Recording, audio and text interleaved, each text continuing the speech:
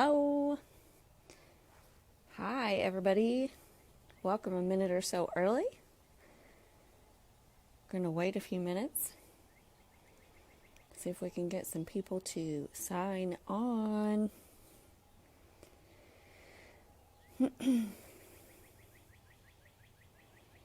We are live. Hope everyone is doing well this evening.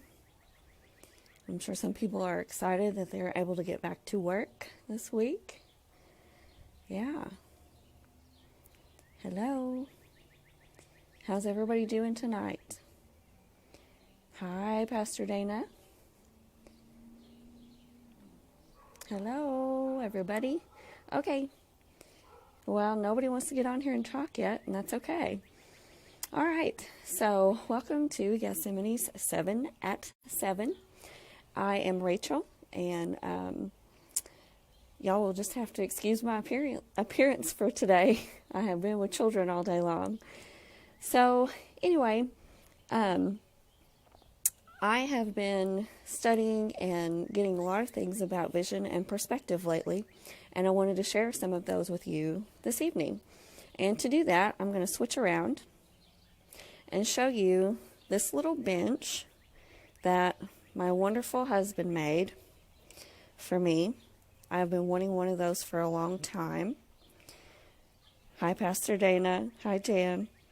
Anyway, I've been wanting one of those for a long time, and my husband made that for me for early Mother's Day present. Okay? Homemade. Love it. All right. So you're gonna come over here and sit by me on my fabulous new bench. Okay? Hi, Mandy. All right, so some things about vision and perspective, and why the heck am I talking about this bench? Okay, well, when my husband was making this for me, or preparing to make it for me, he had the idea first, okay? He imagined it. But after the imagination, I was thinking about what he had to do to get it from up here to something that's actually reality. And here's some steps he had to go through. He had to draw it out. What kind, what type, what did he want it to look like? He had to measure this area here to see how big or small he needed to make it. He had to decide what the measurements of the bench were going to be in relation to the size of our little porch. He had to make a list of supplies that he was going to need to see if he had the money for them. He had to see if he had the correct tools, and he had to block out the amount of time for that. And he could have done that without going through all of those steps, most likely. But if he hadn't gone through each of those steps, it probably would have been very frustrating for him while he was trying to build this. He might have had to redo it. He might have made it and it wouldn't fit. All of those sorts of things. He might have used the wrong supplies if he hadn't gone through all of those steps. He used screws for this bench. If he hadn't thought it out, maybe he would have used nails, and it would have gone together and looked okay, but it wouldn't have held up as well. He might have used untreated wood rather than treated wood. So he thought it out, he planned what he was going to do, and then he executed that plan. And what happens, I think, sometimes, and I can definitely speak for myself with this, this is something that I do often. God gives us a vision of something, and then I want to jump right to it, I want that end result. Okay, God, let's do this. I'm ready. Let's go. And that part of my attitude is good. When we have those, okay, God, let's do it. I'm ready to go. That's a good attitude. But I think that sometimes we just want to jump to the end and skip all those important steps. We don't want to walk through all of those other steps with God to get to the end result. And, sometimes even when we take the time to pray and to go through those steps, sorry about the sun, guys. Even when we take the time to pray and to go through those steps and do the things the way we need to do them, we still are met with opposition. So just an example, when my husband was building this bench, he was met with a little bit of opposition. He did the plan. He has the skill set to know how to do it, but he still ran into a little hiccup. Okay? And he could have said, forget it. I should have never started this. It's not worth it. I don't even want to do this anymore. This was a dumb idea. Whatever. But he kept the vision of the end product, and actually what he was thinking of is not just the end product, but how it would make me happy. That was the real end product. But he kept that vision in mind.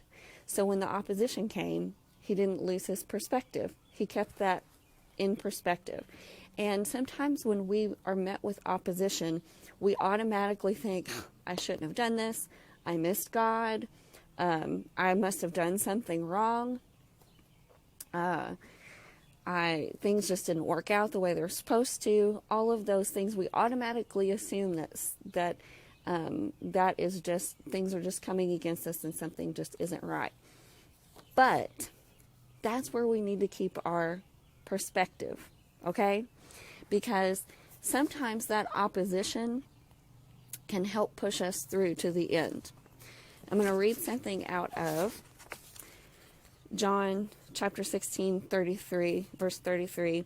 This is out of the Mirror Bible. It says, I have spoken these things to you, that in me you will know the sweet and assured resonance of my peace. So we'll know God's peace.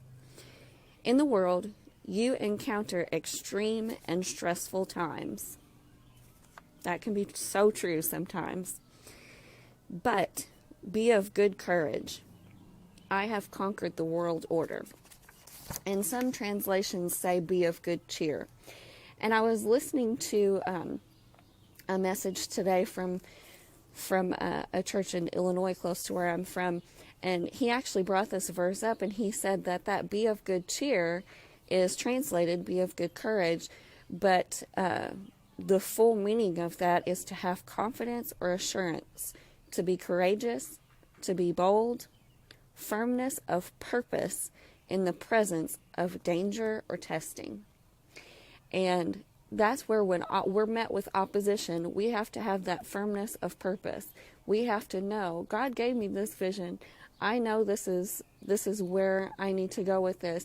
And make our perspective so that we don't think opposition, oh man, we think opposition, it is not working against me, it's working for me. And that we can learn something from the opposition that we face. So keep a hold of your vision and keep a hold of your perspective. Even when things don't go right, that doesn't mean that you're doing something wrong. That doesn't mean that you've stepped out of God's will necessarily.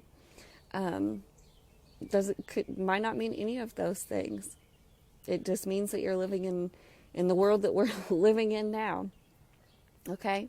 So I just hope that this has encouraged you in some way, that and that it can help you get through any of those extreme and stressful times that you might be going through. Thank you so much for joining me. Love y'all. Bye-bye.